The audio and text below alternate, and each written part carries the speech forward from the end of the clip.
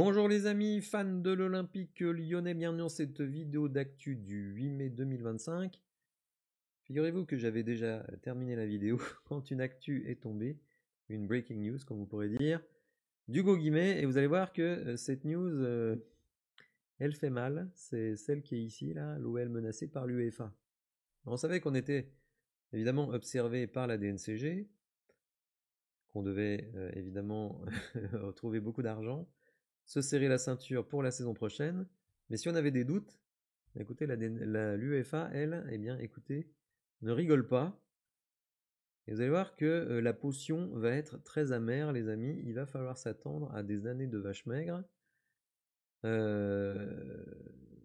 puisque l'UEFA est sur notre dos. Et la DNCG peut nous empêcher de jouer en Ligue 1, l'UEFA peut nous empêcher de jouer en Coupe d'Europe. Donc l'étau se resserre. On voit que l'étau se resserre aussi auprès de Eagle Holdings, puisque Eagle Holdings est menacé par l'Angleterre cette fois. C'est-à-dire qu'actuellement, Eagle est menacé par des instances, est menacé presque par un pays. Ça commence à être chaud. On va regarder un petit peu les différents sujets. Donc, pourquoi Textor était au parc hier soir. On va voir que le directeur financier du club a été lourdé. Et donc les menaces qui pèsent sur Eagle, Eagle Football Holdings et Eagle Football Group, qui est le nouveau nom de l'Olympique lyonnais. Sur le plan administratif, on va commencer par deux sujets très rapides. Donc l'OL battu en finale, et oui, nos jeunes ont été battus donc à la finale de la Premier League International Cup au tir au but, 5 tirs au but à 4. Vous pouvez voir ce match, sur YouTube gratuitement, alors qu'initialement j'avais dit que c'était sur l'OL Play. Ça vous permettra écoutez, de découvrir des joueurs qu'on vous a présentés avec Siwaka dans nos deux vidéos sur l'académie. Donc on va retrouver Gomez Rodriguez, on va retrouver De Carvalho, on va retrouver le jeune prodige Calis Mera. Donc si vous voulez voir ces jeunes à l'œuvre, écoutez, vous pouvez le faire gratuitement donc sur YouTube en allant regarder ce match. Deuxième chose, le live de samedi, puisque je vais commenter le match de Monaco, ainsi que faire un multiplex avec les autres matchs de Ligue 1 qui nous intéressent, puisque on a pu totalement notre sort entre les mains sur les 2 dernières journées. Si on ne peut pas faire de Ligue des Champions, ce qui paraît quand même très compliqué, au moins essayer d'obtenir la Ligue Europa, même si vous allez voir que l'UEFA, si la DNCG prend un gourdin pour nous taper sur la tête, l'UEFA, c'est la Kalachnikov. Donc là, ça va être quand même très très chaud sur cette fin de saison et pour la et les saisons à venir, on va voir tout ça. Alors oui, hier, John Textor était au Parc des Princes, figurez-vous, c'est lui-même d'ailleurs qui nous l'apprend.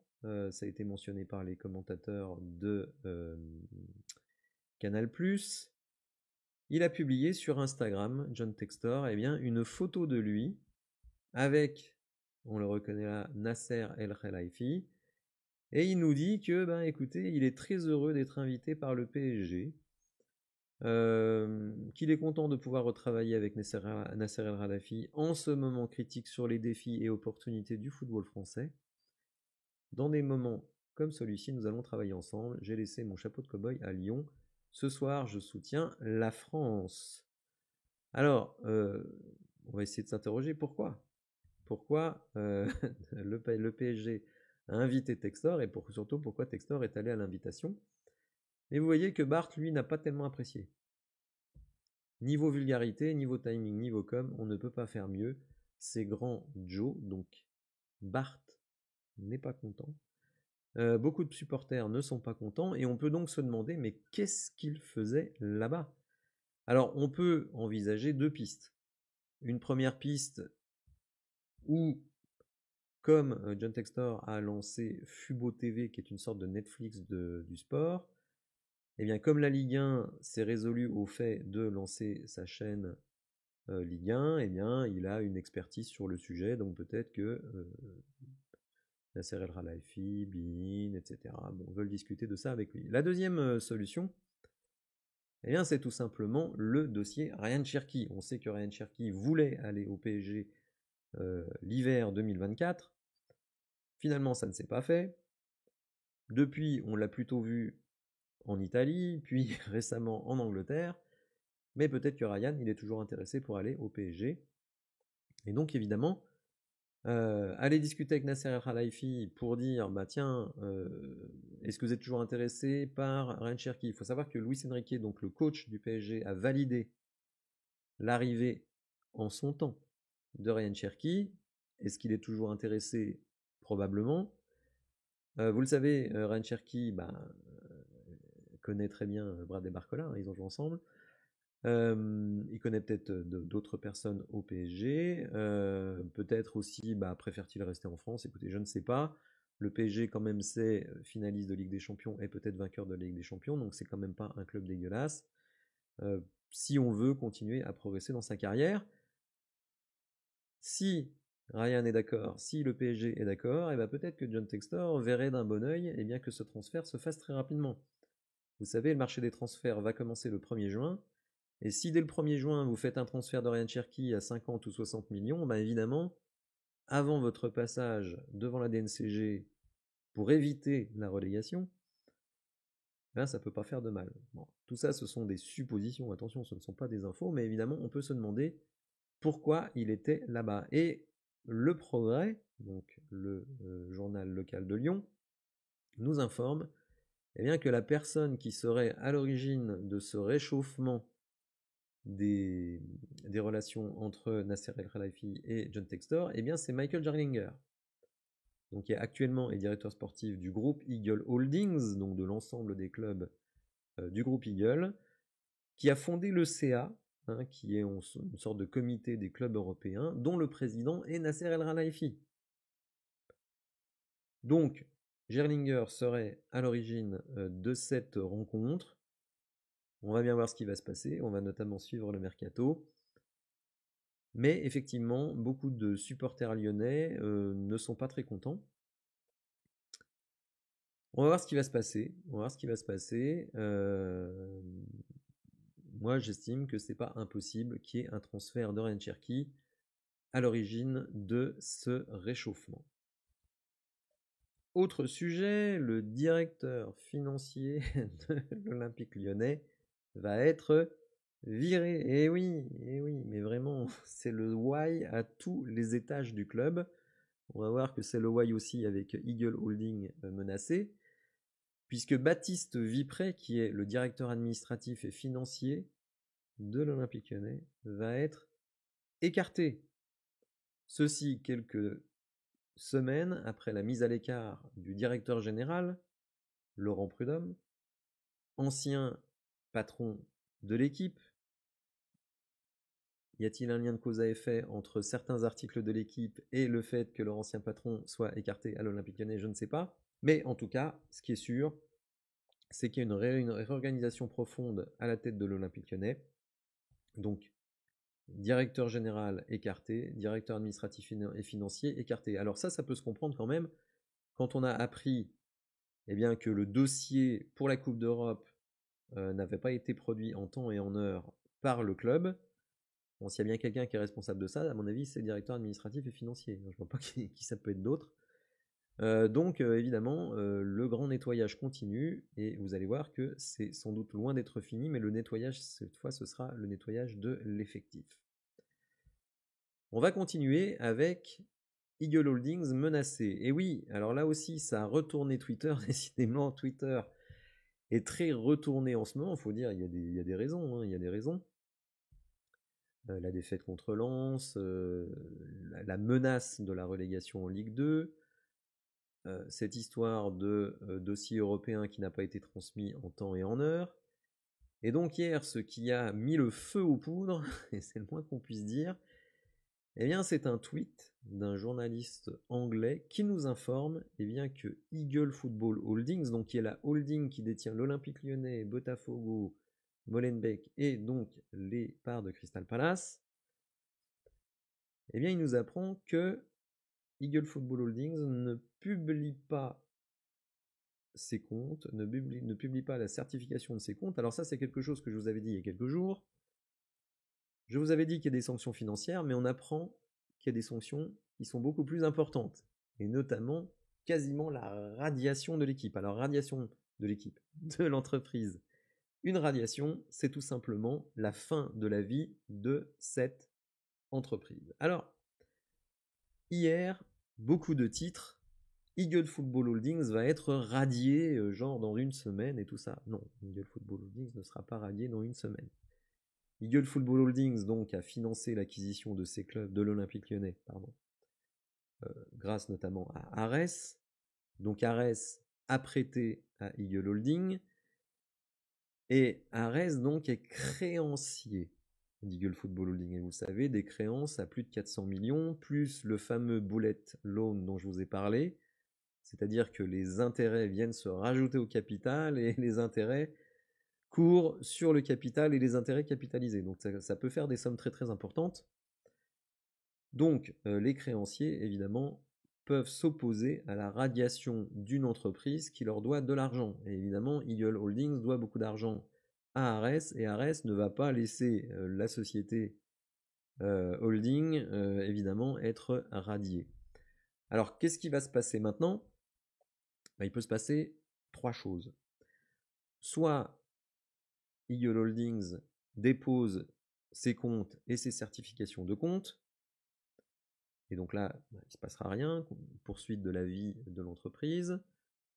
Soit, eh bien, ils vont au clash, et donc s'ils vont au clash, évidemment là, on ira vers une radiation, mais avant cette radiation, évidemment, les créanciers, dont Ares, pourront tout simplement récupérer ce qui a été mis en gage par Eagle Football Holdings pour obtenir le prêt, c'est-à-dire les clubs de l'Olympique Lyonnais, de Botafogo, les parts de Crystal Palace, etc. Donc ça peut se faire de manière hostile, c'est-à-dire contrainte, ou ça peut se faire de manière amiable. Et ça, c'est quelque chose que j'ai évoqué hier. Je l'ai dit hier, John Textor peut décider de mettre fin à l'aventure, c'est-à-dire de reconnaître son échec, de reconnaître son impasse, c'est-à-dire qu'il ne pourra pas rembourser Ares, il le sait, et moi c'est ce que j'ai dit hier, je vois pas comment il peut rembourser Ares. Donc il peut dire là, dès maintenant, écoutez, voilà, j'abandonne, je suis entré dans ce projet, mais je vois bien que je me suis trompé, donc il va négocier avec Ares. Donc ça, c'est la voie amiable. La voie hostile, c'est une chose. La voie amiable, c'est une autre chose. Et de négocier avec Ares la sortie de John Textor. Alors il faut savoir que c'est quelque chose qui arrive assez fréquemment, puisque c'est ce qui s'est passé au Milan AC il y a 3 ans. C'est ce qui s'est passé à l'Inter Milan, qui aujourd'hui est en finale de la Ligue des Champions. C'est-à-dire que le financier du propriétaire est devenu propriétaire. Donc c'est ce qui peut se passer. Comme je l'ai dit, il y a un bullet loan. Donc normalement, Textor doit rembourser tout à la fin du prêt. Mais s'il constate aujourd'hui, s'il admet aujourd'hui qu'il fait fausse route, il vaut mieux négocier avec Ares, leur dire voilà, je vous donne les parts de l'Olympique Lyonnais, je vous donne les parts de Botafogo et je vous donne les parts de Crystal Palace. Je vous donne un petit dédommagement de 50 millions, de 100 millions, et maintenant vous êtes propriétaire de ces entités, vous en faites ce que vous voulez. Je rappelle aussi que John Textor nous dit tout le temps que, outre les clubs de foot, et il insiste beaucoup là-dessus, outre les clubs de foot, dans Eagle Football Holdings, il y a aussi des entreprises d'entertainment. Alors comme il n'est jamais interrogé sur le sujet, et que Eagle Football Holdings ne publie pas ses comptes, on ne sait pas ce que sont ces entreprises d'entertainment. Donc peut-être que ça vaut plus que les 4 clubs de foot. Je ne sais pas, je n'ai pas d'infos, mais il le dit tout le temps, mais les journalistes ne l'interrogent pas en disant vous dites qu'il y a des clubs, des entreprises d'entertainment, mais lesquelles ? Moi je suis intéressé, et pour le moment on ne le sait pas. Donc oui, Eagle Football Holdings est menacé par les autorités anglaises, menacé donc d'être radié. Alors ça ne sera pas le cas, puisque il y a des créanciers. S'il n'y a pas de créanciers, évidemment, ils pourraient laisser courir et la boîte est fermée. Mais là, il y a des créanciers. Les créanciers, évidemment, peuvent s'opposer, sinon ce serait trop facile. Vous faites des emprunts auprès d'une boîte, enfin d'un financier, vous voyez que vous êtes dans le mur, vous fermez la boîte et l'autre, il récupère rien. Non, heureusement, ça se passe pas comme ça, sinon il n'y aurait plus de business. Donc non, Eagle Football Holding ne va pas être radié tout de suite maintenant. Il pourra peut-être être radié si Textor va au conflit avec Ares, ou alors ils font une sortie amiable de la situation. Dernier sujet, et celui-là c'est peut-être même le plus important selon moi, c'est la menace de l'UEFA sur l'Olympique Lyonnais. Et ça, c'est un article qui a été publié donc ce matin, il y a quelques minutes. Alors, en fait, ça n'a pas été publié par Hugo Guimet, excusez-moi. C'est Hugo Guimet qui l'a retransféré sur son Twitter, mais c'est un article d'Étienne Moati, donc qui est un vrai spécialiste des instances, qu'elles soient françaises ou européennes. Alors cette DNCG européenne, évidemment, ne rigole pas, puisque quand même, elle valide ou non votre participation à une Coupe d'Europe. Et donc elle a proposé un plan à l'Olympique Lyonnais, un plan, vous allez voir, très contraignant. Et évidemment, si l'OL refuse d'appliquer ce plan, il pourrait tout simplement être écarté des compétitions européennes. Encore faut-il s'y qualifier, mais vous le savez, si le Paris Saint-Germain gagne la Coupe de France, la 7e place sera qualificative pour la Conference League. Donc, comme on ne peut pas être rattrapé et qu'on finira au pire 7e, on est sûr de pouvoir se qualifier pour une compétition européenne. Reste à savoir laquelle, et c'est pour ça que les 2 matchs qui restent sont importants, parce qu'on peut peut-être accrocher une Europa League qui est quand même beaucoup plus intéressante qu'une Conference League sur le plan sportif, mais aussi sur le plan financier.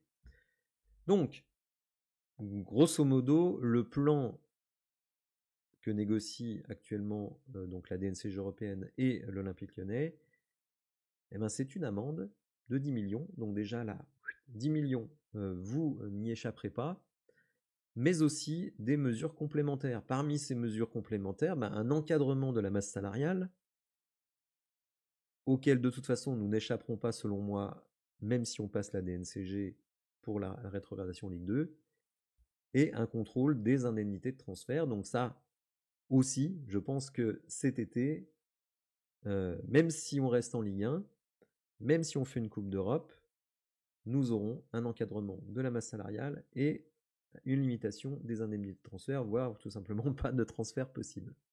Alors, on est de toute façon dans l'œil du cyclone de la DNCG européenne, puisque dès le mois de décembre dernier, l'UEFA avait tout simplement été devenu à Lyon pour constater les états financiers de l'Olympique Lyonnais, et ceux-ci ne respectent pas le principe fondamental de continuité d'exploitation. Alors, on sait que depuis, ça a été modifié, que les commissaires aux comptes ont validé les comptes en question, mais l'UEFA avait prévenu qu'elle procédera désormais à un suivi minutieux de la conformité de l'Olympique Lyonnais aux exigences de la durabilité financière, conformément au règlement de la licence des clubs et de la durabilité financière. Donc, l'OL négocie avec l'UEFA, probablement des mesures assez voisines de celles qu'il y aura avec la DNCG, même si les deux organismes n'ont pas les mêmes exigences. En gros, la DNCG s'attache essentiellement à savoir où en est votre trésorerie. Donc des apports des associés, ça compte comme de la trésorerie. Les indemnités de transfert, c'est de la trésorerie. Les rémunérations de notre parcours en Europa League, c'est de la trésorerie, et puis évidemment nos revenus classiques. Donc ça, c'est le principe de la DNCG. Par contre, l'ICFC, donc qui est la DNCG européenne, a des règles différentes. Elle n'accepte pas les apports des associés de manière illimitée. D'ailleurs, le Paris Saint-Germain lui-même a eu des problèmes par le passé, parce qu'évidemment, le Paris Saint-Germain, on sait que il y a de l'argent illimité. Bon. Mais pourtant, ils ont eu des sanctions de l'instance européenne, tout simplement parce que l'instance européenne veut que vos revenus financent vos dépenses. Et dans les revenus, c'est les revenus de votre exploitation en tant que club de football. Et donc, les apports des associés sont limités, contrairement à la DNCG qui, elle, finalement, s'en fout, pardon pour le petit bruit, La DNCG, elle, ne s'intéresse qu'à la trésorerie.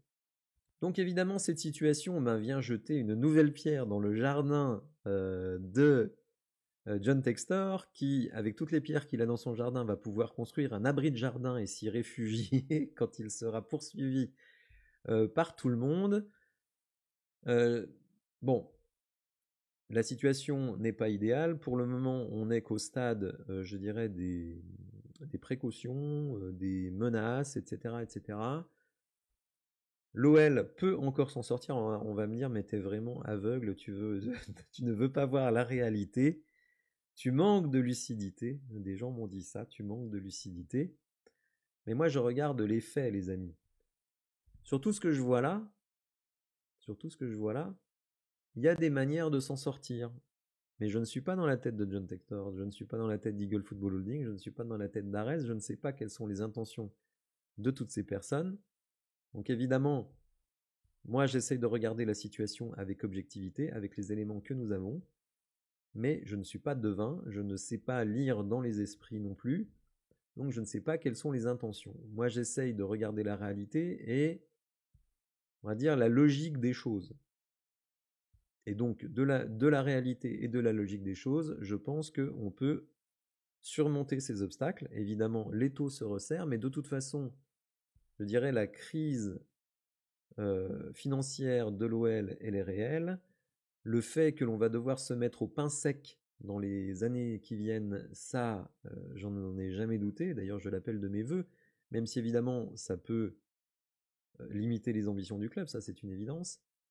Mais c'est une condition sine qua non pour pouvoir survivre. Les instances de contrôle sont là pour limiter, je dirais, l'inconséquence d'entrepreneurs qui, on va dire, ne réagissent que quand on leur tape sur les doigts, et c'est ce qui est en train de se passer. L'UEFA tape sur les doigts de John Textor, l'administration anglaise tape sur les doigts de John Textor, et la DNCG tape sur les doigts de John Textor. Donc, soit il parvient à se sortir de tous ces problèmes, soit il devra tout simplement se retirer. Dans quelles circonstances? Ça, évidemment, c'est le suspense. Mais quoi qu'il arrive, les amis, quoi qu'il arrive, sauf truc de fou, on est racheté par un fonds milliardaire qui veut investir massivement, qui rembourse toutes les dettes, etc., etc. C'est possible. Honnêtement, je vois pas trop ça venir, mais bon, pourquoi pas.